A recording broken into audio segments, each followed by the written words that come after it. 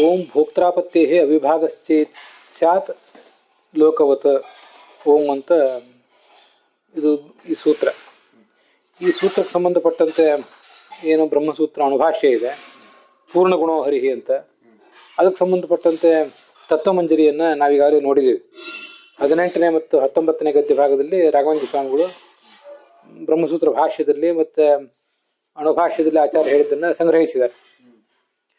ಆ 18ನೇ ಗದ್ಯ ಭಾಗದಲ್ಲಿ ಒಂದೆರಡು ಅಂಶಗಳನ್ನು ಮತ್ತೆ ಸ್ವಲ್ಪ ಪರಿಶೀಲಿಸಿ ಮುಂದಿನ 20ನೇ ಗದ್ಯ ಭಾಗಕ್ಕೆ ನಾವು ಹೋಗಬೇಕು.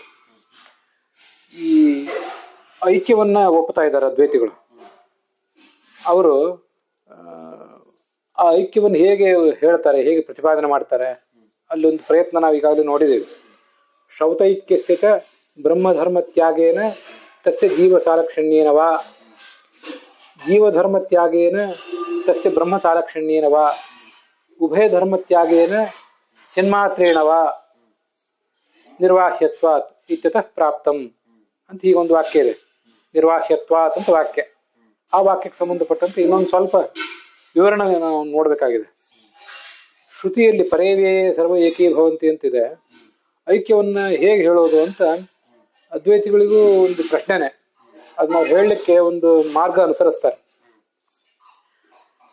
ಈ ಜೀವ ಅಲ್ಪ ಶಕ್ತಿ ಅಲ್ಪ ಗುಣ ಇತ್ಯಾದಿ ಉಳ್ಳವನಾಗಿದ್ದಾನೆ, ಪರಮಾತ್ಮ ಸರ್ವಶಕ್ತ ಸರ್ವಜ್ಞ ಸರ್ವಗುಣ ಇತ್ಯಾದಿ. ಹೀಗೆ ಅವರಿಬ್ಬರು ವಿರುದ್ಧ ಗುಣವುಳ್ಳವರಾಗಿರುವಾಗ ಅವರಿಗೆ ಐಕ್ಯವನ್ನು ಹೇಳೋದು ಹೇಗೆ ಅಂತ ಒಂದು ಪ್ರಶ್ನೆ ಬರ್ತದೆ.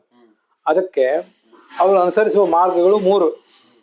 ಒಂದು, ಬ್ರಹ್ಮಧರ್ಮ ತ್ಯಾಗೇನ, ಪರಮಾತ್ಮನಲ್ಲಿ ಸರ್ವಜ್ಞತ್ವ ಮೊದಲಾದ ಗುಣಗಳಿವೆಯಲ್ಲ, ಆ ಗುಣಗಳನ್ನು ಬಿಟ್ಟು ಬಿಡೋದು. ಆ ಗುಣಗಳನ್ನು ಬಿಟ್ಟು ಬಿಡೋದು ಅಂದರೆ ಆ ಗುಣಗಳು ಇಲ್ಲ ಅಂತ ಹೇಳಿಬಿಡೋದು. ಇಲ್ಲ ಅಂತ ಹೇಳಿಬಿಟ್ಟಾಗ ಈ ಜೀವನಿಗೂ ಪರಮಾತ್ಮನಿಗೂ ಸಮಾನತೆ ಬಂತು. ವಿರುದ್ಧ ಧರ್ಮಗಳು ಇರೋದ್ರಿಂದ ಅಸಮಾನತೆ ಬಂದಿತ್ತು. ಆವಾಗ ಅಭೇದ ಹೇಳೋದು ಹೇಗೆ ಅಂತ ಪ್ರಶ್ನೆ ಬಂದಿತ್ತು. ವಿರುದ್ಧ ಧರ್ಮಗಳೆಲ್ಲ ಅಪ್ರಾಮಾಣಿಕ, ಅವು ಸುಮ್ಮನೆ ಕಾಣಿಸ್ತಾ ಇವೆ ಅಷ್ಟೇ, ಅವೆಲ್ಲ ಭ್ರಾಂತಿ ವಿಷಯ ಅಂತ ಹೇಳಿ ಪ್ರತಿಪಾದನೆ ಮಾಡಿಬಿಟ್ರೆ ಆವಾಗ ಸಸ್ಯ ಆ ಬ್ರಹ್ಮನು ಜೀವ ಸಾಲಕ್ಷಣ್ಯನ ಜೀವನಿಗೆ ಸಮಾನನಾಗಿಬಿಟ್ಟ. ಯಾವ ರೀತಿ ಸಮಾನನಾದ? ವಿರುದ್ಧ ಗುಣಗಳು ಇಲ್ಲದೇ ಇರುವ ಮೂಲಕ, ಯಾವುದೇ ಗುಣಗಳು ವಿರುದ್ಧ ಗುಣಗಳು ಇಲ್ಲದೇ ಇರುವ ಮೂಲಕ ಸಮಾನನಾದ. ಅದರಿಂದ ಅಭೇದ ಹೇಳ್ಬೋದು. ಅಥವಾ ಇದು ಎರಡನೇ ಮಾರ್ಗ ಮುಂದಿಂದು. ಜೀವಧರ್ಮ ತ್ಯಾಗೇನ, ಜೀವನದಲ್ಲಿರುವಂತಹ ಅಲ್ಪಜ್ಞತ್ವ ಮೊದಲಾದ ಗುಣಗಳೇನಿವೆ ಆ ಗುಣಗಳನ್ನು ತ್ಯಾಗ ಮಾಡಿಬಿಟ್ರೆ, ಅರ್ಥಾತ್ ಜೀವನದಲ್ಲಿ ಕಾಣ್ತಾ ಇರುವಂತಹ ಗುಣಗಳೆಲ್ಲವೂ ಅಪ್ರಾಮಾಣಿಕ ಅಂತ ಹೇಳಿಬಿಟ್ರೆ, ತಸ್ಯ ಆ ಜೀವನಿಗೆ ಬ್ರಹ್ಮ ಸಾಲಕ್ಷಣ್ಯನ, ಅವನು ಪರಮಾತ್ಮನಿಗೆ ಸದೃಶನಾಗಿಬಿಟ್ಟ, ಪರಬ್ರಹ್ಮನಿಗೆ ಸಮಾನನಾದ. ಸಮಾನನಾಗುವುದು ಅಂದ್ರೆ ಜ್ಞಾನಾನಂದಾದ ಗುಣಗಳಿಂದ ಸಮಾನನಾಗುವುದು ಅಂತ ಅರ್ಥ ಅಲ್ಲ. ಇಲ್ಲಿ ಆದ್ರೂ ಹಿಂದಾದ್ರೂ ಸಮಾನನಾಗುವುದು ಅಂದ್ರೆ ವಿರುದ್ಧ ಧರ್ಮಗಳು ಇಲ್ಲದೇ ಇರುವ ಮೂಲಕ ಸಮಾನರಾಗುವುದು ಅಂತ ಅರ್ಥ. ಹೀಗೆ ವಿರುದ್ಧ ಧರ್ಮ ಇದ್ರೆ ಅಭೇದ ಹೇಳೋದು ಹೇಗೆ ಅಂತ ಸಮಸ್ಯೆ ಆಗ್ತಿತ್ತು. ವಿರುದ್ಧ ಧರ್ಮ ಇಲ್ಲ ಅಂತಾದಾಗ ಅಭೇದವನ್ನು ಹೇಳೋದು ಸುಲಭ ಆಯ್ತು ಅವರಿಗೆ. ಉಭಯ ಧರ್ಮ ತ್ಯಾಗೇನ ಚಿನ್ಮಾತ್ರೇಣವಾ, ಈ 3ನೇ ಪಕ್ಷ ಏನಿದೆ ಅದು ಹೆಚ್ಚು ಸಮಂಜಸ. ಪರಮಾತ್ಮನಲ್ಲಿರುವ ಧರ್ಮಗಳನ್ನೇ ಇಲ್ಲ ಅಂತ ಮಾಡೋದು ಅಥವಾ ಜೀವನದಲ್ಲಿರುವ ಧರ್ಮಗಳನ್ನ ಇಲ್ಲ ಅಂತ ಮಾಡೋದು, ಈ ಒಂದು ಮಾರ್ಗಕ್ಕಿಂತ ಇಬ್ಬರಲ್ಲೂ ಕೂಡ ಶ್ರುತಿಯನ್ನು ಪರಿಶೀಲಿಸಿದಾಗ ವಿರುದ್ಧ ಧರ್ಮಾಧಿಕಾರರಾದಂತಹ ಜೀವ ಬ್ರಹ್ಮರು ಇಬ್ಬರನ್ನೂ ತಗೊಂಡು ಅವರಿಬ್ಬರಲ್ಲೂ ಕೂಡ ಯಾವ್ಯಾವ ಗುಣಗಳು ಕಾಣಿಸ್ತಾ ಇವೆ, ಅವು ಯಾವ ಗುಣಗಳು ಕೂಡ ಇಲ್ಲ, ಅವೆಲ್ಲ ಅಪ್ರಾಮಾಣಿಕ ಅಂತ ಹೇಳ್ಬಿಡೋದು. ಹೀಗೆ ಹೇಳಿ ಚಿನ್ಮಾತ್ರೇಣ, ಅವಾಗ ಅವ್ರು ಉಳಿದ್ರೆ ಯಾರು ಎಷ್ಟು ಉಳಿದಿದ್ದಾರೆ ಅವರು ಚಿನ್ಮಾತ್ರವಾಗಿ ಉಳಿದಿದ್ದಾರೆ. ಪರಮಾತ್ಮನೂ ಒಂದು ಚಿತ್, ಒಂದು ಆತ್ಮ, ಮತ್ತೆ ಈ ಜೀವನೂ ಕೂಡ ಒಂದು ಆತ್ಮ, ಇಷ್ಟೇ ಉಳಿದಿದ್ದಾರೆ. ಚಿತ್ ಅಂದ್ರೆ ಆತ್ಮ ಅಥವಾ ಜ್ಞಾನ ರೂಪನಾದಂತಹ ಒಬ್ಬ ಆತ್ಮ, ಅಷ್ಟು ಮಾತ್ರ ಉಳಿದಿದ್ದಾರೆ. ಅಷ್ಟು ಮಾತ್ರ ಅವ್ರು ಉಳಿದಾಗ ಅವರೆಲ್ಲ ಭೇದ ಹೇಳೋದು ಸುಲಭ, ಎಲ್ಲ ವಿರುದ್ಧ ಧರ್ಮಗಳು ಹೊರಟು ಹೋದವು. ಹೀಗೆ ಒಟ್ಟು 3 ಮಾರ್ಗ. ಬ್ರಹ್ಮ ಧರ್ಮಗಳನ್ನು ಬಿಟ್ಟು ಜೀವನಿಗೂ ಬ್ರಹ್ಮನಿಗೂ ಸಮಾನತೆ ಹೇಳುವುದು, ಜೀವನ ಧರ್ಮಗಳನ್ನು ಬಿಟ್ಟು ಜೀವನಿಗೂ ಪರಮಾತ್ಮನಿಗೂ ಸಮಾನತೆ ಹೇಳೋದು, ಜೀವ ಬ್ರಹ್ಮರು ಇಬ್ಬರ ಧರ್ಮಗಳನ್ನು ಅಪ್ರಾಮಾಣಿಕ ಅಂತ ಹೇಳಿ ಕೇವಲ ಚಿತ್ ಸ್ವರೂಪರಾದ ಅವರಿಬ್ಬರಿಗೂ ಆತ್ಮಸ್ವರೂಪರಾದ ಅವರಿಬ್ಬರಿಗೂ ಅಭೇದವನ್ನು ಹೇಳೋದು 3ನೇ ಮಾರ್ಗ. ಇದು ಅದ್ವೈತಿಗಳು ಮಾಡುವಂಥ ಪ್ರಯತ್ನ, ಅಭೇದವನ್ನು ಸಾಧನೆ ಮಾಡ್ಲಿಕ್ಕೆ ಅವ್ರು ಮಾಡುವಂಥ ಪ್ರಯತ್ನ. ಅದನ್ನ ಆ ಸೂತ್ರ ನಿರಾಕರಿಸಿದೆ. ಭೋಕ್ತಾಪತ್ತೇ ಅವಿಭಾಗಶ್ಚೇತ್ ಸ್ಯಾತ್ ಲೋಕವತ್ ಅಂತ. ಇದು 18ನೇ ಮೂಲದ ಒಂದಿಷ್ಟು ವಿವರಣೆ. ಅದನ್ನು ಗಮನಿಸದೆ ಹೋದ್ರೆ ಅದು ಸ್ಪಷ್ಟ ಆಗೋದಿಲ್ಲ. ಮುಂದೆ 20ನೇ ಮೂಲ. ನಾನು ಅಥಾಪಿ ನ ಸರ್ವಕರ್ತೃತ್ವಾದಿ ಅನಂತಗುಣ ಹರಿಹಿ ಇತಿ ಸಾಧು. ಇಷ್ಟೆಲ್ಲ ನೀವು ಹೇಳಿದ್ರೂ ಕೂಡ ಸರ್ವಕರ್ತೃತ್ವ, ಸರ್ವಜ್ಞತ್ವ, ಸರ್ವಶಕ್ತತ್ವ ಮೊದಲಾದ ಎಲ್ಲ ಗುಣಗಳೂ ಉಳ್ಳವನಾಗಿದ್ದಾನೆ ಪರಮಾತ್ಮ ಅಂತ ನೀವೇನು ಹೇಳ್ಕೊತಾ ಇದ್ದೀರಿ. ಅದು ಸಾಧು ಅಲ್ಲ, ಅದು ಸರಿಯಲ್ಲ. ಯಾಕೆಂದ್ರೆ ನಾವೊಂದು ಯುಕ್ತಿಯನ್ನ, ಒಂದು ಅನುಮಾನವನ್ನ ಇಲ್ಲಿ ಪ್ರಯೋಗಿಸುವವರಿದ್ದೀವಿ. ಆ ಅನುಮಾನದಿಂದ ನಿಮಗೆ ವಿರೋಧ ಇದೆ. ಅದೇನು ನಾವು ಪ್ರಯೋಗ ಮಾಡುವಂತಹ ಅನುಮಾನ ಅಂದ್ರೆ ವಿಮತಾ ಸೃಷ್ಟಿ, ಅಂದ್ರೆ ವಿವಾದ ವಿಷಯವಾದಂತಹ ಸೃಷ್ಟಿ. ಇದಕ್ಕೆ ಯಾರು ಕರ್ತೃ ಅಂತ ಏನೇನೋ ವಿವಾದ ನಾವು ಮೊದಲಿಂದ ಮಾಡ್ತಾ ಇದೀವಲ್ಲ, ಆ ಒಂದು ಸೃಷ್ಟಿ ಕರ್ತೃನ್ಯ ಸ್ವತಂತ್ರ ಸಾಧನ ಸಾಧ್ಯ. ಕರ್ತೃ ಅಂದ್ರೆ ಅದಕ್ಕೆ ಕರ್ತೃವಾದವನೊಬ್ಬ ಇದ್ದಾನೆ, ಒಬ್ಬ ವ್ಯಕ್ತಿ. ಅವನಿಗಿಂತ ಭಿನ್ನವಾದ ಮತ್ತೊಂದು ಸ್ವತಂತ್ರವಾದ ಸಾಧನ, ಯಾವುದೋ ಒಂದು ಸಾಧನ, ಸ್ವತಂತ್ರವಾದ ಸಾಧನ ಅದು. ಅದರಿಂದ ಮತ್ತು ಈ ಕರ್ತೃವಿನಿಂದ ಇಬ್ಬರಿಂದಲೂ ಅದು ಸಾಧ್ಯವಾಗಿದೆ. ಕರ್ತೃವಿಗಿಂತ ಭಿನ್ನವಾದ ಮತ್ತೊಂದು ಸಾಧನದಿಂದ ಅದು ಸಾಧ್ಯ ಆಗಿದೆ. ಅರ್ಥಾತ್ ಕರ್ತೃವಿಂದ ಒಬ್ಬನಿಂದಲೇ ಸಾಧ್ಯ ಆಗೋದಲ್ಲ. ಕರ್ತೃವಿನ ಒಬ್ಬನಿಗೆ, ನೀವು ಹೇಳ್ತಿರುವ ಕರ್ತೃ ಒಬ್ಬನಿಗೆ ಅದನ್ನೆಲ್ಲ ಮಾಡ್ಲಿಕ್ಕೆ ಆಗೋದಿಲ್ಲ. ಹೊರತು ಅನೇಕ ಜನ ಕರ್ತೃಗಳು ಇರಬೇಕಾಗ್ತದೆ ಅಂತ ಸಾಧನೆ ಮಾಡ್ತಿದ್ದಾರೆ. ಯಾಕೆ? ಹೇತು ಏನಂದ್ರೆ ಸೃಷ್ಟಿತ್ವ, ಸೃಷ್ಟಿಯಾಗಿರುವುದರಿಂದ ಅಥವಾ ಸೃಷ್ಟಿತ್ವ ಉಳ್ಳದ್ರಿಂದ ಅಂತ. ಪಟಸೃಷ್ಟಿವತ ಅಂತ ದೃಷ್ಟಾಂತ. ಪಟಸೃಷ್ಟಿವತ ಅಂತ ಹೀಗೆ ದೃಷ್ಟಾಂತ ಕೊಟ್ಟಾಗ ಆ ಪಟಸೃಷ್ಟಿಯನ್ನು ನಾವು ಗಮನಿಸ್ಬೇಕು. ಪಟ ಅಂತ ಅವರು ನಮ್ಮ ತಿಳುವಳಿಕೆಗಾಗಿ ಹೇಳಿದಾರಷ್ಟೇ. ಪಟ ಅಂತ ಬಿಟ್ಬಿಡೋಣ. ವಿಮಾನ ಸೃಷ್ಟಿವತ ಅಂತ ತಿಳ್ಕೊಳ್ಳೋಣ. ಇವತ್ತಿನ ವಿಮಾನ, ವಾಹನ ಮೊದಲಾದದ್ದು ಇದೆಯಲ್ಲ. ಯಾಕೆ ಅದನ್ನ ಬಿಡೋಣ ಅಂತ ಹೇಳಿದೆ ಅಂದ್ರೆ, ವಿಮಾನದ ಸೃಷ್ಟಿ ಆಗ್ಲಿಕ್ಕೆ, ದೊಡ್ಡ ವಾಹನದ ಸೃಷ್ಟಿ ಆಗ್ಲಿಕ್ಕೆ, ದೊಡ್ಡದೊಂದು ಯಂತ್ರದ ಸೃಷ್ಟಿ ಆಗ್ಲಿಕ್ಕೆ ಯಾರೋ ಒಬ್ಬ ಕರ್ತೃ ಪ್ರಯೋಗ ಕೆಲಸ ಮಾಡಿದ್ರೆ ಏನೂ ಆಗೋದೇ ಇಲ್ಲ. ಅಲ್ಲಿ ಒಂದು ಮೂರ್ನಾಲ್ಕು ಥರದವ್ರು ಬೇರೆ ಬೇರೆ ಕರ್ತೃಗಳ ಜೊತೆ ಕೈಗೂಡಿಸ್ಬೇಕಾಗ್ತದೆ. ಆವಾಗಲೇ ಅಲ್ಲಿ ಸಾಧ್ಯ ಆಗೋದು. ಕರ್ತೃ ಅಂದ್ರೆ ಒಬ್ಬ ಯಾರೋ ಅದಕ್ಕೆ ಡಿಸೈನ್ ಮಾಡುವಂಥವನು, ಒಬ್ಬ ಕೂತ್ಕೊಂಡು ಅದನ್ನ ನಿರ್ವಹಿಸುವವನಿದ್ದಾನೆ. ಅದಲ್ಲದೆ ಉಳಿದವರು ಅನೇಕ ಜನ ಸ್ವತಂತ್ರ ಸಾಧನಗಳು, ಅನೇಕ ಜನ ವ್ಯಕ್ತಿಗಳು, ಅನೇಕ ಜನ ಜಡವಾದ ಉಪಕರಣಗಳು, ಇವೆಲ್ಲ ಇವೆ. ಅವೆಲ್ಲ ಇದ್ದಾಗಲೇ ಆ ಕೆಲಸ ಆಗೋದು. ಅದಕ್ಕಾಗಿ ವಿಮಾನ, ವಾಹನ ಅಂತ ನಾನು ತಗೊಂಡೆ. ಬರೇ ಪಟ ಅಂತ ತಗೊಂಡ್ರೆ ಪಟ ಸೃಷ್ಟಿ ಮಾಡ್ಲಿಕ್ಕೆ ಒಬ್ಬ ವ್ಯಕ್ತಿ ಸಾಕಲ್ವ, ಮತ್ತೆ ಎಷ್ಟು ಜನ ಬೇಕು ಅದಕ್ಕೆ ಅಂತ ಯಾರು ಪ್ರಶ್ನೆ ಕೇಳಬಹುದು. ಅಲ್ಲಿಯೂ ಹೇಳ್ಬೋದು, ಪಟಕ್ಕೆ ಬೇಕಾದ ಎಲ್ಲ ಉಪಕರಣಗಳನ್ನ ಅವನು ಒಬ್ಬನೇ ತಯಾರು ಮಾಡ್ಕೊಳ್ಲಿಕ್ಕೆ ಆಗೋದಿಲ್ಲ ಅಂತ ಅಲ್ಲಿಯೂ ಹೇಳ್ಬೋದು. ಆದ್ರೆ ನಾವು ಮನವರಿಕೆ ಆಗ್ಬೇಕಾದ್ರೆ ತುಂಬಾ ಸಂಕೀರ್ಣವಾದಂಥ ಒಂದು ವಸ್ತುವಿನ ಸೃಷ್ಟಿ ಬಗ್ಗೆ ನಾವು ದೃಷ್ಟಾಂತ ಕೊಡ್ಬೇಕಾಗ್ತದೆ. ಅದಕ್ಕೆ ನಾನು ಬೇರೆ ಹೇಳಿದೆ ಅಷ್ಟೇ. ಕರ್ತೃ ಅಂದ್ರೆ ಯಾವ ಕರ್ತೃ ನೀವು ಹೇಳ್ತಿದ್ದೀರಲ್ಲ, ಆ ಕರ್ತೃವಿಗಿಂತ, ಆ ಕರ್ತೃ ಅಲ್ಲದೆ ಅವನಿಗಿಂತ ಅನ್ಯವಾದ ಸ್ವತಂತ್ರವಾದ ಮತ್ತು ಕೆಲವು ಸಾಧನಗಳಿಂದ ಈ ಸೃಷ್ಟಿ ಅನ್ನೋದು ಸಾಧ್ಯವಾಗಿದೆ ಅಂತ ಈಗ ಅದರ ಅರ್ಥ. ಅಂತ ಸ್ವತಂತ್ರನೂ ಸೇರಿಸ್ಕೋತಿದ್ದಾರೆ ಅವ್ರದ್ದು, ಹಾಗೆ ಆಲೋಚನೆ ಇದೆ. ಅದನ್ನ ಆ ಮೂಲ ಆರಂಭಣಾಧಿಕರಣದ ಸೂತ್ರ ಏನಿದೆ, ತದನನ್ಯತ್ವಂ ಆರಂಭಣ ಶಬ್ದಾದಿಭ್ಯ ಅಂತ ಏನು ಸೂತ್ರ ಇದೆ, 2ನೇ ಅಧ್ಯಾಯದ 1ನೇ ಪಾದದ 15ನೇ ಸೂತ್ರ. ಅಲ್ಲಿ ಅದನ್ನ ಹಾಗೆ ಪ್ರಶ್ನೆ ಮಾಡ್ಕೊಂಡಿದ್ದಾರೆ ಅವರು. ಸ್ವತಂತ್ರ ಬಹುಸಾಧನ ಸೃಷ್ಟಿ ಲೋಕೇ ದೃಷ್ಟ ನೈವಂ ಬ್ರಹ್ಮಣ ಸ್ವರೂಪ ಸಾಮರ್ಥ್ಯಾದೇವ ತಸ್ಯ ಸೃಷ್ಟಿ ಅಂತ. ಪ್ರಪಂಚದಲ್ಲಿ ನಾವು ಕಾಣುವ ಪದಾರ್ಥಗಳ ಸೃಷ್ಟಿ ಇದೆಯಲ್ಲ, ಅದೆಲ್ಲವೂ ಕೂಡ ಸ್ವತಂತ್ರವಾದ ಅನೇಕ ಕಾರಣಗಳಿಂದ ಆಗುವಂಥದ್ದು. ಅನೇಕ ಕಾರಣಗಳು ಅಂದ್ರೆ ಜಡವಾದ ಕಾರಣಗಳಿರಬಹುದು ಅಥವಾ ಚೇತನವಾದ ಕಾರಣಗಳಿರಬಹುದು. ಅಂತೂ ಅನೇಕ ಸ್ವತಂತ್ರವಾದ ಅನೇಕ ಕಾರಣಗಳಿಂದ ಆಗೋದದು. ಒಬ್ಬರ ಮೇಲೆ ಮತ್ತೊಬ್ಬರಿಗೆ ಹಿಡಿತಾ ಇರೋದಿಲ್ಲ. ಈ ತರ ಅಲ್ಲಿ ಸೃಷ್ಟಿ ಆಗ್ತಿರ್ತದೆ. ನೈವಂ ಬ್ರಹ್ಮಣ, ಅದು ಉತ್ತರ ಕೊಡ್ತಿರೋದೇನಂದ್ರೆ, ಪರಮಾತ್ಮನ ಸೃಷ್ಟಿ ಹಾಗಲ್ಲ, ಅವನು ಸ್ವತಂತ್ರವಾಗಿಯೇ ಮಾಡೋದು ಅಂತ ಅದು ಉತ್ತರ ಕೊಡ್ತಿದ್ದಾನೆ. ಈಗ ಇಲ್ಲಿ ತತ್ವಮಂಜರಿಯಲ್ಲಿ ನಾವು ಅದನ್ನ ನೋಡಿದ್ರೆ, ಸೃಷ್ಟಿವತ ಇತಿ ಅನೇಕಸ್ಯ ಸ್ವಾತಂತ್ರ್ಯ ಸಾಧಕ ಯುಕ್ತಿ ವಿರೋಧೇನ, ಅನೇಕ ವ್ಯಕ್ತಿಗಳಿಗೆ ಅಥವಾ ಅನೇಕ ಜಡಗಳಿಗೆ ಸ್ವಾತಂತ್ರ್ಯ ನಮಗೆ ಈ ಅನುಮಾನದಿಂದ ಕಂಡು ಬರ್ತಾ ಇದೆ. ಅಂತಹ ಅನೇಕ ಜನರಿಗೆ ಸ್ವಾತಂತ್ರ್ಯವನ್ನು ಹೇಳುವ ಯುಕ್ತಿ ಅಂದ್ರೆ ಅನುಮಾನದ ವಿರೋಧ ನಿಮ್ ಸಿದ್ಧಾಂತಕ್ಕಿದೆ. ಆದ್ರಿಂದ ಈಶಸ್ಯೈವ ಸ್ವಾತಂತ್ರ್ಯ ಬೋಧಕ ವೇದಸ್ಯ ಅಪ್ರಾಮಾಣ್ಯಾತ್, ಈಶನೊಬ್ಬನಿಗೆ ಸರ್ವ ಸ್ವಾತಂತ್ರ್ಯವನ್ನು ನೀವೇನು ಹೇಳ್ತಿದ್ದೀರಲ್ಲ, ಅಂತಹ ವೇದ ಅನ್ನೋದು ಅಪ್ರಮಾಣ ಆಗಿದೆ. ಯಾಕಂದ್ರೆ ಯುಕ್ತಿ ವಿರೋಧ ಇರೋದ್ರಿಂದ. ಜಗತ್ತಿನಲ್ಲಿ ಯಾವ ವಸ್ತುವು ಕೂಡ ಒಬ್ಬನೇ ವ್ಯಕ್ತಿಯ ಅಧಿಕಾರದಿಂದ ಸ್ವಾತಂತ್ರ್ಯದಿಂದ ನಡೆಯೋದಿಲ್ಲ. ಇವನಿಗಿಂತ ಭಿನ್ನರಾದ, ಇವನಷ್ಟೇ ಸ್ವತಂತ್ರರಾದಂತಹ ಅಥವಾ ಇವನಿಗಿಂತ ಕಡಿಮೆ ಸ್ವತಂತ್ರರಾದಂತಹ, ಹೆಚ್ಚಿನ ಸಂದರ್ಭಗಳಲ್ಲಿ ಇವನಷ್ಟೇ ಸ್ವತಂತ್ರರಾದಂತಹ ಬೇರೆ ಬೇರೆ ವ್ಯಕ್ತಿಗಳ ಮೂಲಕನೇ ಅದು ನಡಿಬೇಕಾಗ್ತದೆ. ನಮಗೆ ಗೊತ್ತಿದೆ, ಈ ಒಂದು ವಸ್ತುವನ್ನು ನಾವೀಗ ದೊಡ್ಡದೊಂದು ತುಂಬಾ ಕಾಂಪ್ಲಿಕೇಟೆಡ್ ಆಗಿರುವಂತಹ, ಸಂಕೀರ್ಣವಾಗಿರುವಂತಹ ವಸ್ತುವನ್ನು ಸೃಷ್ಟಿ ಮಾಡಬೇಕಾದ್ರೆ ಅದಕ್ಕೆ ಸಂಬಂಧಪಟ್ಟಂತೆ ಬಿಡಿ ಭಾಗಗಳನ್ನ ಬೇರೆ ಬೇರೆ ಯಾರೋ ಪೂರೈಸಬೇಕಾಗ್ತದೆ. ಆ ಬಿಡಿ ಭಾಗಗಳನ್ನ ಪೂರೈಸುವವ್ರ ಮೇಲೆ ಇವ್ರಿಗೇನು ಸ್ವಾತಂತ್ರ್ಯ ಇರೋದಿಲ್ಲ. ಅದನ್ನೆಲ್ಲ ತಯಾರಿಸಲಿಕ್ಕೆ ಬೇಕಾದಂತಹ ಒಂದು ವ್ಯವಸ್ಥೆಯನ್ನು ಅವರೇ ಮಾಡ್ಕೊಂಡಿರ್ತಾರೆ. ಅವ್ರ ಮೇಲೆ ಇವ್ರಿಗೇನು ಹಿಡಿತಾ ಇರೋದಿಲ್ಲ. ಇವ್ರಿಗೆ ಬೇಕಾದ ಸಮಯದಲ್ಲಿ, ಕಾಲದಲ್ಲಿ, ದೇಶದಲ್ಲಿ ಆ ವಸ್ತುಗಳನ್ನು ಪೂರೈಸೋದು ಅವ್ರ ಜವಾಬ್ದಾರಿ. ಅವ್ರ ಮೇಲೆ ಇವ್ರಿಗೇನು ಪೂರ್ಣವಾಗಿ ಹಿಡಿತಾ ಇರೋದಿಲ್ಲ. ಪರಮಾತ್ಮನಿಗೆ ಜೀವರ ಮೇಲೆ ಏನು ಹಿಡಿತಾ ಇರ್ತದೆ ಅಂತ ನೀವು ವಾದಿಸ್ತಾ ಇದ್ದೀರಿ, ಅಂತಹ ಹಿಡಿತ ಈ ಯಾರು ಅದನ್ನ ಬಯಸ್ತಾ ಇದ್ದಾನೆ, ಆ ಸಾಮಗ್ರಿಗಳನ್ನ, ಅವನಿಗೆ ಸಾಮಾನುಗಳನ್ನು ಪೂರೈಸುವ ವ್ಯಕ್ತಿ ಮೇಲೆ ಏನು ಹಿಡಿತಾ ಇರೋದಿಲ್ಲ. ಆದ್ರಿಂದ ಸ್ವತಂತ್ರ ಸಾಧನ ಸಾಧ್ಯ ಅಂತ ಹೇಳಿರೋದು. ಅದರಿಂದ ಈಶನೊಬ್ಬನೇ ಸರ್ವಸ್ವತಂತ್ರ ಅಂತ ಏನು ಹೇಳ್ತೀರಿ, ಆ ವೇದ ಅನ್ನೋದು ಅಪ್ರಮಾಣ ಆಯ್ತಲ್ಲ. ಇತ್ಯತಃ ಪ್ರಾಪ್ತಂ, ಈ ಪ್ರಶ್ನೆಗೆ ಉತ್ತರ ರೂಪವಾಗಿ ತದನನ್ಯತ್ವಂ ಆರಂಭಣ ಶಬ್ದಾದಿಭ್ಯ ಅನ್ನುವಂಥ ಯೋಗ ಸಪ್ತಕಂ, ಯೋಗ ಅಂದ್ರೆ ಸೂತ್ರ ಅಂತ ಹೀಗೆ ಆರಂಭಣ ಅಂತಿದೆ. ಅದನ್ನ ಪುಸ್ತಕ ನೋಡ್ಕೊಳ್ಳುವವರು ಆರಂಭಣ ಅಂತ ತಿದ್ಕೋಬೇಕು. ಹೀಗೆ ಇಷ್ಟು ಸೂತ್ರ, ಈ 7 ಸೂತ್ರಗಳ ಮೂಲಕ ಒಂದು ಅಧಿಕರಣವನ್ನು ಮಾಡಿ ಅದರಲ್ಲಿ ಅದನ್ನ ನಿರಾಕರಿಸ್ತಾ ಇದ್ದಾರೆ.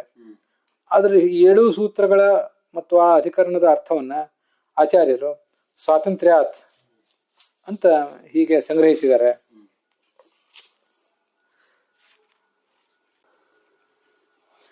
ಮುಂದೆ ತತ್ವಮಂಜರಿಯಲ್ಲಿ 21ನೇ ಗದ್ಯ ಭಾಗ. ಹರೇ ರೀತಿ ವಿಪರಿಣಾಮೇನ ಅನ್ವಯ.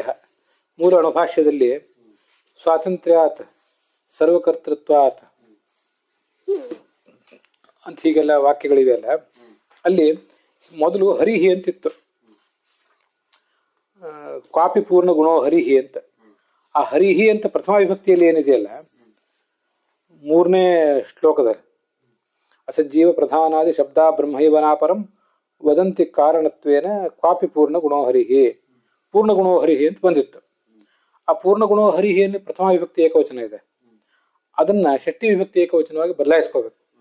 ಅದನ್ನೇ ರಾಘವೇಂದ್ರ ಸ್ವಾಮಿ ಹೇಳುವ ವಿಪರಿಣಾಮ, ಬದಲಾವಣೆ. ಹರೇಹೆ ಅಂತ ಅರ್ಥ ಆಗ್ತದೆ. ಷಷ್ಠಿ ವಿಭಕ್ತಿ ಏಕವಚನ ಆದಾಗ ಮುಂದಿನ ಸ್ವಾತಂತ್ರ್ಯಾತ್, ಹರಿಹಿ ಸ್ವಾತಂತ್ರ್ಯಾತ್ ಅನ್ನೋದು ವ್ಯಾಕರಣ ದೃಷ್ಟಿಯಿಂದ ಹೊಂದೋದಿಲ್ಲ. ಹರಿಯು ಸ್ವತಂತ್ರನಾಗಿರುವುದರಿಂದ ಅಂತ ಕನ್ನಡದಲ್ಲಿ ಹೊಂದುತ್ತದೆ. ಹರಿಗೆ ಸ್ವಾತಂತ್ರ್ಯವಿರುವುದರಿಂದ, ಹರಿಯು ಸ್ವಾತಂತ್ರ್ಯ ಇರುವುದರಿಂದ ಅನ್ನೋ ವಾಕ್ಯ ಹೊಂದೋದಿಲ್ಲ. ಅದರಿಂದ ಸ್ವಾತಂತ್ರ್ಯ ಅಂತ ಗುಣಪವಾಚಕ ಶಬ್ದ ಇರೋದ್ರಿಂದ ಹರಿಹಿ ಅಂತಿದ್ದನ್ನು ಹರೇಹಿ ಅಂತ ಮಾಡ್ಕೋಬೇಕು. ಏನಾಯ್ತು ಒಟ್ಟಾರೆ ತಾತ್ಪರ್ಯ ಅಂದ್ರೆ, ನಾಯುಕ್ತಂ ತದ್ವದೇತ್ ಶ್ರುತಿ ಅಂತಿದೆಯಲ್ಲ, ಅದು ಮುಂದಿನ 4ನೇ ಶ್ಲೋಕದಲ್ಲಿ ಇದೆಯಲ್ಲ, ಅದನ್ನ ಇಲ್ಲೂ ಕೂಡ ಅನ್ವಯಿಸ್ಕೋಬೇಕು. ಹಾಗಾದ್ರೆ ಒಟ್ಟಾರೆ ವಾಕ್ಯದ ತಾತ್ಪರ್ಯ ಹರೇರೇವ ಸ್ವಾತಂತ್ರ್ಯಾತ್, ಭಗವಂತನಿಗೆ ಮಾತ್ರ ಸ್ವಾತಂತ್ರ್ಯ ಇರೋದ್ರಿಂದ, ಅನ್ಯಸ್ಯ ಉಳಿದೆಲ್ಲ ಚೇತನರಿಗೂ ಜಡಗಳಿಗೂ ಅಸ್ವಾತಂತ್ರ್ಯನೇ ಇರೋದ್ರಿಂದ, ಯುಕ್ತಿ ವಿರುದ್ಧವಾದಿನಿ ಶ್ರುತಿ ನ ಭವತಿ. ನೀವು ಹೇಳಿದ ಯುಕ್ತಿಗೆ ವಿರೋಧ ಶ್ರುತಿಗೆ ಬರೋದಿಲ್ಲ. ಇಂಥ ಯುಕ್ತಿಗೆ ವಿರುದ್ಧವಾದ ಸಂಗತಿಗಳನ್ನ ಶ್ರುತಿ ಪ್ರತಿಪಾದನೆ ಮಾಡ್ಲಿಕ್ಕೆ ಸಾಧ್ಯ ಇಲ್ಲ. ಅದು ಹೊಂದಾಣಿಕೆ ಆಗುವಂತ ವಿಷಯ ಅಲ್ಲ. ನೀವು ಹೇಳಿದ ಯುಕ್ತಿಯ ವಿರೋಧ ಒಂದು ವೇಳೆ ಶ್ರುತಿಗೆ ಬರ್ತಾ ಇದ್ರೆ ಆವಾಗ ದೋಷ ಬರ್ತಿತ್ತು. ಏನೋ ಮುಕ್ತ ದೋಷ ಸ್ಯಾತ್. ಆದ್ರೆ ಹಾಗೆ ದೋಷ ಬರ್ಲಿಕ್ಕೆ ಸಾಧ್ಯ ಇಲ್ಲ. ಕುತಃ ಹರೇರೇವ ಸ್ವಾತಂತ್ರ್ಯಂ, ಭಗವಂತನಿಗೆ ಮಾತ್ರ ಆ ಸ್ವಾತಂತ್ರ್ಯವನ್ನ, ಸರ್ವ ಸ್ವಾತಂತ್ರ್ಯವನ್ನು ಯಾಕೆ ಒಪ್ಪಬೇಕು ಅಂದ್ರೆ ಅದಕ್ಕೂ ನಾಯುಕ್ತಂ ಅನ್ನೋ ಮಾತೇ ಉತ್ತರ ಹೇಳ್ತದೆ. ತತ್ ಅಂದ್ರೆ ಅದು ಅಂತ ಅರ್ಥ. ಅದು ಅಂದ್ರೆ ಏನು? ಹರೇರೇವ ಸ್ವಾತಂತ್ರ್ಯಂ ಅನ್ಯಸ್ಯ ಅಸ್ವಾತಂತ್ರ್ಯಂ ಇತ್ಯೇತತ್. ಭಗವಂತನಿಗೊಬ್ಬನಿಗೆ ಸರ್ವ ಸ್ವಾತಂತ್ರ್ಯ ಇದೆ, ಉಳಿದವರು ಎಲ್ಲರೂ ಕೂಡ ಅಸ್ವತಂತ್ರರೇ ಆಗಿದ್ದಾರೆ ಅನ್ನುವ ವಿಷಯ ಏನಿದೆಯಲ್ಲ, ಇತ್ಯೇತತ್, ಈ ಒಂದು ಪ್ರಮೇಯ ಅದು ವೇದವಾಕ್ಯದಿಂದ ಸಿದ್ಧವಾಗಿದೆ ಅಂತ ತಾತ್ಪರ್ಯ. ಯಾವ ವೇದವಾಕ್ಯ ಅಂದ್ರದು? ಕಿಂಸ್ವಿದಾಸಿ ಅಧಿಷ್ಠಾನಂ ಆರಂಭಣಂ ನಾಸದಾಸೀನ್ ನೋಸದಾಸೀತ್ ತದಾನೀಂ ನಾಸೀದ್ರಜೋ ನೋ ವ್ಯೋಮ ಇತ್ಯಾದಿ ಸಾಧನಾಂತರ ಸ್ವಾತಂತ್ರ್ಯ ನಿರಾಕರಣ ಪರಾ ಶ್ರುತಿ ವದೇತ್. ಈ ಇನ್ನೊಂದು ವೇದವಾಕ್ಯ ಇದೆ. ಇದು ಏನು ಮಾಡ್ತಿದೆ ಅಂದರೆ, ಬೇರೆ ಯಾವುದೇ ಸಾಧನಗಳಿಗೆ, ಕರ್ತೃಗಳಿಗೆ ಸ್ವಾತಂತ್ರ್ಯವನ್ನು ಅದು ನಿರಾಕರಣೆ ಮಾಡ್ತಾ ಇದೆ. ಈ ಒಂದು ಶ್ರುತಿಯ ಮೂಲಕ ಪರಮಾತ್ಮನೇ ಸ್ವತಂತ್ರ, ಉಳಿದವರೆಲ್ಲರೂ ಅಸ್ವತಂತ್ರ ಅನ್ನುವ ಪ್ರಮೇಯ ತಿಳಿದು ಬರ್ತದೆ ಅಂತ ಅರ್ಥ. ಇದು ಮೂಲ ಬ್ರಹ್ಮಸೂತ್ರ ಭಾಷ್ಯದಲ್ಲಿ ನೈವಂ ಬ್ರಹ್ಮಣ ಸ್ವರೂಪ ಸಾಮರ್ಥ್ಯಾದೇವ ತಸ್ಯ ಸೃಷ್ಟಿ, ಬ್ರಹ್ಮಸೂತ್ರ ಭಾಷ್ಯ ವಾಕ್ಯದ ಇದು. ಸ್ವರೂಪ ಸಾಮರ್ಥ್ಯದಿಂದಲೇ ಎಲ್ಲ ಕೆಲಸ ಆಗೋದು. ಕಿಂಸ್ವಿದಾಸೀತ್ ಅಧಿಷ್ಠಾನಂ ಆರಂಭಣಂ ಕಥಮಸ್ವಿತ್ ಕಥಾಸೀತ್ ಇತಿ ಆಕ್ಷೇಪ ಅಧಿಷ್ಠಾನಾದ್ಯನುಕ್ತೇ ಆದಿಶಬ್ದಾದ್ಯುಕ್ತಿಶ್ಚ ಅಂತ.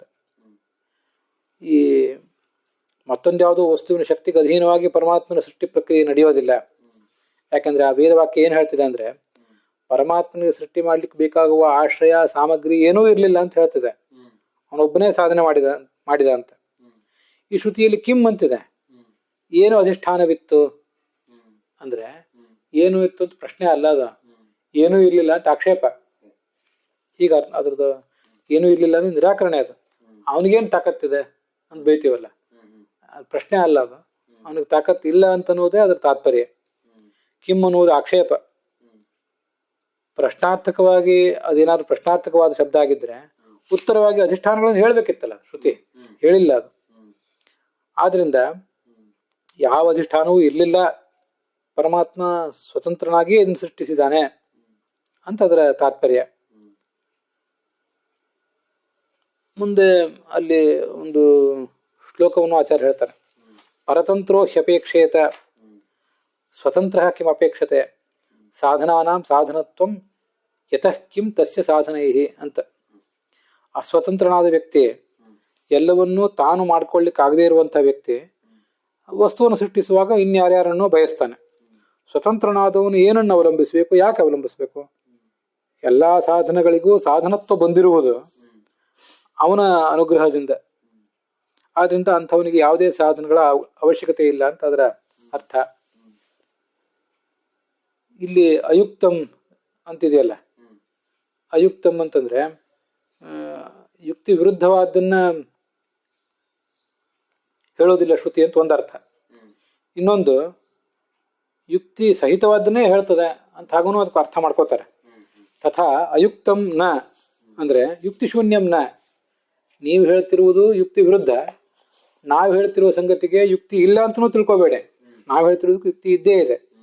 ಏನು ಯುಕ್ತಿ ಅಂದ್ರೆ ಸರ್ವಸ್ಯ ತಂತ್ರತ್ವಾತ್ ಸಾಧನ ಸತ್ತಾಪ್ರತತ್ವಾತ್ ಇತ್ಯಾದಿ ಯುಕ್ತಿ ಸಿದ್ಧತ್ವಂ. ಹರಿದೇವ ಹರಿಹಿ ಅಂತ ಪಕ್ಷ, ಸರ್ವ ಸ್ವತಂತ್ರ ಅಂತ ಸಾಧ್ಯ.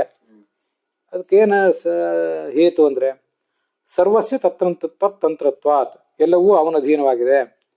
ಮತ್ತೆ ಅವನು ಕೊಟ್ಟ ಸಾಧನತ್ವವನ್ನೇ ಇವುಗಳೆಲ್ಲವೂ ಉಪಯೋಗ ಮಾಡ್ತಾ ಇವೆ ಅಂತ. ಹೀಗದ್ರ ಸಾಧನ ಸತ್ತಾಪ್ರತತ್ವಾತ್, ಎಲ್ಲಾ ಸಾಧನಗಳಿಗೂ ಸತ್ತಾವನ್ನ, ಅವ ಶಕ್ತಿಯನ್ನ, ಅಸ್ತಿತ್ವವನ್ನು ಕೊಟ್ಟವನೇ ಅವನು. ಇತ್ಯಾದಿ ಯುಕ್ತಿಗಳಿಂದ ಸಿದ್ಧವಾದದ್ದು ಈ ಪ್ರಮೇಯ. ನಾವು ಹೇಳಿದ್ದಕ್ಕೆ ಯುಕ್ತಿಯೂ ಇದೆ, ಮತ್ತೆ ನೀವು ಹೇಳಿದ ಯುಕ್ತಿಯ ವಿರೋಧವೂ ಅದಕ್ಕಿಲ್ಲ ಅಂತ ತಾತ್ಪರ್ಯ. ಈಗ ಸೂತ್ರದ ಅರ್ಥ ನೋಡೋಣ. ಓಂ ತದನನ್ಯತ್ವ ಆರಂಭಣ ಶಬ್ದಾದಿಭ್ಯ ಓಂ ಅಂತ ಸೂತ್ರ ಇದೆಯಲ್ಲ, ಅನನ್ಯತ್ವ ಅಂದ್ರೆ ತದನನ್ಯತ್ವ ಅಂತಿದೆ. ತತ ಅಂದ್ರೆ ಹಿಂದೆ ಹೇಳಿದ ಸ್ವತಂತ್ರ ಸಾಧನ ಭಗವಂತ, ಅವನಿಗೆ ಅನನ್ಯತ್ವ ಅಥವಾ ಅವನಿಗಿಂತ ಭಿನ್ನವಾದ ಬೇರೆ ಯಾವುದೂ ಇಲ್ಲ. ಸ್ವತಂತ್ರ ಸಾಧನ ಅವನು, ಅವನಂತ ಸ್ವತಂತ್ರ ಸಾಧನವಾದ ಬೇರೆ ಏನೂ ಇಲ್ಲ. ಅನ್ಯತ್ವ ಅಂದ್ರೆ ಅನ್ಯ ಇರುವಿಕೆ, ಇನ್ನೊಬ್ಬ ಇದ್ರೆ ಅದನ್ನ ಒಪ್ಕೋಬಹುದು. ಅನನ್ಯ ಅಂದ್ರೆ ನೈವಿದ್ಯತೆ ಅನ್ಯ ಯಸ್ಮಾತ್ ಸಹ, ಯಸ್ಮಾತ್ ಯಾವ ಪರಮಾತ್ಮನಿಂದ ಅನ್ಯ ಸರ್ವ ಸ್ವತಂತ್ರನಾದಂತಹ ಮತ್ತೊಬ್ಬ ವ್ಯಕ್ತಿಯು ನ ಇಲ್ವೋ ಆ ಪರಮಾತ್ಮನೇ ಅನನ್ಯ ಆಗಿದ್ದಾನೆ. ಹೀಗೆ ಪರಮಾತ್ಮನ ಅನನ್ಯತ್ವ, ಅವನೊಬ್ಬನೇ ಸರ್ವ ಸ್ವತಂತ್ರ, ಬೇರೆ ಯಾವುದೂ ಇಲ್ಲ ಅನ್ನುವ ಸಂಗತಿಯು ಆರಂಭಣ ಶಬ್ದಾದಿಭ್ಯ ಅಂತ ಮುಂದಿನ ಶಬ್ದ. ಆರಂಭಣ ಶಬ್ದ ಅಂತ ಏನಿದೆಯಲ್ಲ, ಅದು ಆರಂಭಣ ಅನ್ನೋ ಶಬ್ದದಿಂದ ಆರಭ್ಯತೆ ಏನ ತತ ಆರಂಭಣಂ, ಏನ ಯಾವ ಕಾರಣಗಳಿಂದ ಆರಭ್ಯತೆ ಕಾರ್ಯವು ಪ್ರಾರಂಭಿಸಲ್ಪಡ್ತದೋ, ಸೃಷ್ಟಿಸಲ್ಪಡ್ತದೋ, ತತ್ ಆ ಉಪಾದಾನಂ, ಆ ಉಪಾದಾನ ಕಾರಣವನ್ನ ಆರಂಭಣ ಅಂತ ಶಬ್ದದಿಂದ ಹೇಳ್ತಾರೆ. ಆರಂಭಣ ಪದೇನ ಅಧಿಷ್ಠಾನಾದಿ ಸಾಧನ ಜಾತಂ ಲಕ್ಷಯಿತ್ವ ತದಾಕ್ಷೇಪೋ ಲಕ್ಷಣೀಯ ಅಂತೂ ಆರಂಭಣ ಅಂದ್ರೆ ಉಪಾದಾನ ಅಂತ ಗೊತ್ತಾಯ್ತು ಈಗ. ಆದ್ರೆ ಉಪಾದಾನ ಅಂತ ಮಾತ್ರ ಅಲ್ಲ, ಅಧಿಷ್ಠಾನಾದಿ ಸಾಧನ ಜಾತಂ, ಒಂದು ಅಧಿಷ್ಠಾನ ದೇಶ ಕಾಲ ಮತ್ತು ಮೆಟೀರಿಯಲ್ ಕಾಸ್ಟ್ ಬೇಕು, ಇನ್ಸ್ಟ್ರೂಮೆಂಟಲ್ ಕಾಸ್ಟ್ ಬೇಕು, ಇವೆಲ್ಲವೂ ಕೂಡ ಅಧಿಷ್ಠಾನ ಮೊದಲಾದ ಸಾಧನಗಳ ಜಾತ ಅಂದ್ರೆ ಸಮೂಹ, ಅದೆಲ್ಲವನ್ನೂ ಲಕ್ಷಣ ತಿಳ್ಕೋಬೇಕು. ಶ್ರುತಿಯಲ್ಲಿ ಹೇಳಿದ್ದು ಆರಂಭಣ ಅಂತ ಒಂದು ಶಬ್ದ ಹೇಳಿರ್ಬೋದು. ಅಂತೂ ಪರಮಾತ್ಮನಿಗೆ ಸರ್ವ ಸ್ವತಂತ್ರತ್ವ. ಯಾಕೆಂದ್ರೆ ಉಳಿದಿದ್ದೆಲ್ಲವೂ ಅವಾಗ ಏನಿತ್ತು, ಅವುಗಳಿಗೆ ಏನ್ ಶಕ್ತಿ ಇತ್ತು, ಅದು ಕಾಲಕ್ಕೆ ಏನ್ ಶಕ್ತಿ ಇತ್ತು, ದೇಶಕ್ಕೆ ಏನ್ ಶಕ್ತಿ ಇತ್ತು. ಕಾಲ ಇತ್ತು, ದೇಶ ಇತ್ತು, ಆದ್ರೆ ಅವುಗಳಿಗೆ ಶಕ್ತಿ ಏನಿತ್ತು. ಲಕ್ಷ್ಮೀದೇವಿ ಇದ್ದಳು, ಅವಳಿಗಾದ್ರೂ ಏನ್ ಶಕ್ತಿ ಇತ್ತು. ಜೀವರೆಲ್ಲರೂ ಕೂಡ ಸುಪ್ತಪ್ರಾಯರಾಗಿದ್ರು, ಅವರಿಗಾದ್ರೂ ಏನ್ ಶಕ್ತಿ ಇತ್ತು ಅಂತ ಆಕ್ಷೇಪಿಸುವ ಶ್ರುತಿ ಇದೆ. ಆದ್ರಿಂದ ಆರಂಭಣ ಅಂದ್ರೆ ಉಪಾದಾನ. ಆರಂಭಣ ಶಬ್ದ ಆದಿಗಳು ಅಂದ್ರೆ ಆ ಒಂದು ನಾವೀಗೊಂದೇನು ವೇದವಾಕ್ಯವನ್ನು ಹೇಳಿದ್ವಲ್ಲ, ಆ ವೇದವಾಕ್ಯದಲ್ಲಿ ಹೇಳಿದಂತಹ ಶಬ್ದಗಳು ಕಿಂಸ್ವಿದಾಸೀದ್ ಅಧಿಷ್ಠಾನಂ ಆರಂಭಣಂ ಅಂತ ಹೀಗೆಲ್ಲ ಶಬ್ದಗಳು ಬಂದವಲ್ಲ, ಆ ಎಲ್ಲಾ ಶಬ್ದಗಳನ್ನು ಇಲ್ಲಿ ತಗೊಂಡಿದ್ದಾರೆ. ಆ ಎಲ್ಲಾ ಶಬ್ದಗಳನ್ನು ಶ್ರುತಿ ಹೇಳಿ ಅವು ಯಾವುದೂ ಇರಲಿಲ್ಲ, ಅದೇನಿತ್ತು, ಇದ್ರಿಂದ ಅದಕ್ಕೆ ಏನು ಶಕ್ತಿ ಇತ್ತು ಅಂತ ನಿರಾಕರಣೆ ಮಾಡಿರುವುದರಿಂದ ಇವನೊಬ್ಬನೇ ಸ್ವತಂತ್ರ ಅಂತ ಅರ್ಥ. ಹಾಗಾಗಿ ಶಬ್ದ ಅಂದ್ರೆ ಆ ಶ್ರುತಿಯಲ್ಲಿ ಪ್ರತಿಪಾದಿಸಲ್ಪಟ್ಟ ಶಬ್ದಗಳು ಅಂತ ಅರ್ಥ.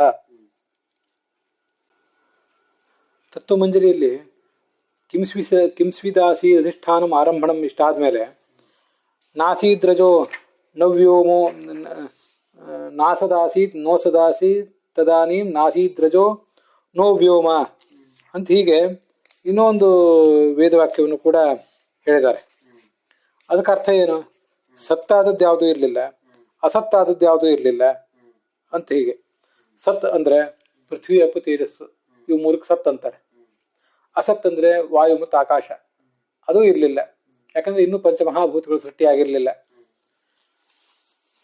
ಮೂರ್ತಂ ಸದಿತಿ ಸಂಪ್ರೋಕ್ತಂ ಅಮೂರ್ತಂ ಅಸದುಚ್ಯತೆ ಅಂತ ತತ್ವನಿರ್ಣಯದಲ್ಲಿ ಆಚಾರ್ಯ ಹೇಳ್ತಾರೆ. ವಾಯುರಂತರಿಕ್ಷಂ ಏತಚ್ಚ ಅಸತ್, ವಾಯು ಮತ್ತು ಅಂತರಿಕ್ಷ ಇದನ್ನು ಸತ್ ಅಸತ್ ಅಂತ ಹೇಳ್ತಾರೆ. ಪೃಥ್ವಿ ತೇಜಸ್ಸು ಮತ್ತೆ ಅಪ್ ಈ ಮೂರನ್ನು ಸೇರಿಸಿ ಸತ್ ಅಂತ ಹೇಳ್ತಾರೆ. ಇವು ಯಾವುದೂ ಇರಲಿಲ್ಲ. ನಾಸೀದ್ ರಜಃ, ರಜಃ ಅಂದ್ರೆ ರಜೋ ಗುಣ ಮತ್ತೆ ಇರ್ಲಿಲ್ಲ, ತಮೋ ಗುಣ ಇರಲಿಲ್ಲ ಅಂತ ಅರ್ಥನೂ ಇರಬಹುದು. ಅದಕ್ಕಿಂತ ಹೆಚ್ಚಾಗಿ ಪ್ರಕೃತಿ ಇರಲಿಲ್ಲ. ರಂಜನಾಥ್ ರಜ ಪ್ರೋಕ್ತ ಅಂತ ಲಕ್ಷ್ಮೀದೇವಿಗೆ ರಜಸ್ ಶಬ್ದ ಹೇಳ್ತಾರೆ. ಆದ್ರಿಂದ ಆ ವೇದವಾಕ್ಯಕ್ಕೆ ಸ್ಥೂಲವಾಗಿ ಏನು ಅರ್ಥ ನನಗೆ ಕಂಡು ಬಂದಿದೆ ಅದನ್ನ ಹೇಳಿದ್ದೇನೆ. ಇನ್ನೊಂದು ಅರ್ಥಗಳಿದೆ. ನಾವು ವ್ಯೋಮ, ಆಕಾಶ ಇರಲಿಲ್ಲ ಅಂದ್ರೆ ಈ ಭೂತಾಕಾಶ ಇರಲಿಲ್ಲ, ಅವ್ಯಾಕೃತ ಆಕಾಶ ಇತ್ತು ಅಂತ ಹೀಗೆಲ್ಲ ಬೇರೆ ಬೇರೆ ವೇದವಾಕ್ಯಗಳಿವೆ. ಪರಮಾತ್ಮನಿಗಿಂತ ಭಿನ್ನವಾಗಿ ಸ್ವತಂತ್ರವಾಗಿ ಅವು ಯಾವುವು ಇರಲಿಲ್ಲ. ಇದ್ದವು ಕೆಲವು ಇದ್ದವು, ಹೆಚ್ಚಿನ ಸಂಗತಿಗಳು ಇರಲೇ ಇಲ್ಲ. ಇದ್ದದ್ದು ಕೆಲವು ಕೂಡ ಅವನ ಅಧೀನವಾಗಿದ್ದವು ಅಂತ ತಾತ್ಪರ್ಯ. ಹರಿಹಿ ಅಂತ ಪಕ್ಷ. ನಾವೊಂದು ನಮ್ಮ ಸಮರ್ಥನೆಗೂ ಕೂಡ ಒಂದು ಯುಕ್ತಿ ಇದೆ ಅಂತ ಹೇಳಿದ್ವಲ್ಲ ನಾವು 21ನೇ ಗದ್ಯ ಭಾಗದ ಕೊನೆಯಲ್ಲಿ. ನಮ್ಮ ಹರಿವು ಸ್ವತಂತ್ರ ಅನ್ನುವುದು ಕೂಡ ಯುಕ್ತಿ ಸಹಿತವೇ ಆಗಿದೆ. ಅದೇನಂದ್ರೆ ಹರಿಹಿ ಪಕ್ಷ ಸರ್ವತಂತ್ರ ಸ್ವತಂತ್ರ ಅಂತ ಸಾಧ್ಯ. ಸರ್ವಸ್ಯ ತತ್ತಂತ್ರತ್ವಾತ್, ಎಲ್ಲವೂ ಕೂಡ ಅವನ ಅಧೀನವಾಗಿರುವುದರಿಂದ ಅಂತ ಹೀಗೊಂದು ಹೇತು ಪ್ರಯೋಗ ಮಾಡಬಹುದು. ಸರ್ವಸ್ಯ ತತ್ತಂತ್ರತ್ವಾತ್, ಎಲ್ಲವೂ ಕೂಡ ಅವನ ಅಧೀನವಾಗಿರುವುದರಿಂದ ಅಂತ ಪ್ರಯೋಗ ಮಾಡಿದಾಗ ಅಲ್ಲೊಂದು ಸಮಸ್ಯೆ ಕಾಣಿಸ್ತದೆ. ತತ್ತಂತ್ರತ್ವಾತ್ ಅಂತ ಬಂತಲ್ಲ, ಆ ಹೇತು ಇರೋದಿಲ್ಲಿ ಬೇರೆ ವಸ್ತುವಿನಲ್ಲಿ. ತಂತ್ರತ್ವಾತ್ ಅಂದ್ರೆ ಅಧೀನವಾಗಿರುವುದರಿಂದ ಅಂತ, ಅದು ಪರಮಾತ್ಮನಲ್ಲಿ ಬರಲಿಲ್ಲ. ಪಕ್ಷದಲ್ಲಿ ಹೇತು ಬರಲಿಲ್ಲ ಅಂತ ಒಂದು ಪ್ರಶ್ನೆ ಬರ್ತದೆ. ಹೇತು ಬಂದದ್ದು ಅಧೀನ ವಸ್ತುಗಳಲ್ಲಿ, ಸರ್ವತಂತ್ರ ಸ್ವತಂತ್ರತ್ವವನ್ನು ಹೇಳ್ತಿರೋದು ಪರಮಾತ್ಮನಲ್ಲಿ. ಆದ್ರಿಂದ ಹೇಗೆ ಪಕ್ಷದಲ್ಲಿ ಹೇತು ಬರ್ಲಿಲ್ವಲ್ಲ, ಇಂಥ ಹೇತುವಿನಿಂದ ಹೇಗೆ ಸಾಧನೆ ಮಾಡ್ತೀರಿ ಅಂತ ಪ್ರಶ್ನೆ ಬಂದ್ರೆ, ನಮ್ಮ ತಾರ್ಕಿಕರ ಸಿದ್ಧಾಂತದಲ್ಲಿ ಹೇತು ಪಕ್ಷದಲ್ಲೇ ಇರಬೇಕು ಅಂತ ನಿಯಮ ಇದೆ. ನಮ್ಮ ಸಿದ್ಧಾಂತದಲ್ಲಿ ಹೇತು ಪಕ್ಷದಲ್ಲಿ ಇರಬೇಕಾಗಿಲ್ಲ, ಅದು ಎಲ್ಲಿ ಇರಬೇಕೋ ಅಲ್ಲಿದ್ರೆ ಸಾಕು. ಇದು ನಮ್ದು ಆಲೋಚನೆ. ಆದ್ರಿಂದ ಎಲ್ಲವೂ ಅವನ ಅಧೀನವಾಗಿರುವಿಕೆ ಬೇರೆ ವಸ್ತುಗಳಲ್ಲಿದೆ. ಆ ಹೇತು ಅಲ್ಲಿದ್ದರಿಂದ ಇವನು ಸ್ವತಂತ್ರ ಅಂತ ಸಿದ್ಧ ಆಗ್ತದೆ. ಮತ್ತೆ ಇನ್ನೊಂದು ಹೇತುವನ್ನು ಹೀಗೆ ನಾವು ಪ್ರಯೋಗ ಮಾಡಬಹುದು. ಪಕ್ಷದಲ್ಲೇ ಹೇತು ಬೇಕು ಅಂತಿದ್ರೆ ಸಾಧನ ಸತ್ತಾ ಪ್ರದತ್ವಾತ್, ಎಲ್ಲಾ ಸಾಧನಗಳಿಗೂ ಸತ್ತಾವನ್ನ ಅಸ್ತಿತ್ವವನ್ನು ಕೊಟ್ಟವನು ಅವನು. ಅದರಿಂದ ಪ್ರದತ್ವ ಅನ್ನೋ ಹೇತು ಅವನಲ್ಲೇ ಬಂತು, ಪಕ್ಷದಲ್ಲೇ ಬಂತಾದ್ರಿಂದ ಈ ಎರಡನೇ ಹೇತುವಿನ ಬಗ್ಗೆ ಏನು ಸಮಸ್ಯೆ ಇಲ್ಲ. ಇತ್ಯಾದಿ ಯುಕ್ತಿ ಸಿದ್ಧಂ ಅಂತ ಅದಕ್ಕೆ ರಾಘವೇಂದ್ರ ಸ್ವಾಮಿಗಳು ಎರಡು ಯುಕ್ತಿಗಳನ್ನ ಅಲ್ಲಿ ತೋರಿಸಿದ್ದಾರೆ. ತಂತ್ರತ್ವಾದ ಒಂದು ಹೇತು, ಸಾಧನ ಸತ್ತಾ ಪ್ರದತ್ವಾದ ಅಂತ ಮತ್ತೊಂದು ಹೇತು. ಅಲ್ಲಿಗೆ ಈ ಭಾಗ ಸಮಾಪ್ತ ಆಗಿದೆ.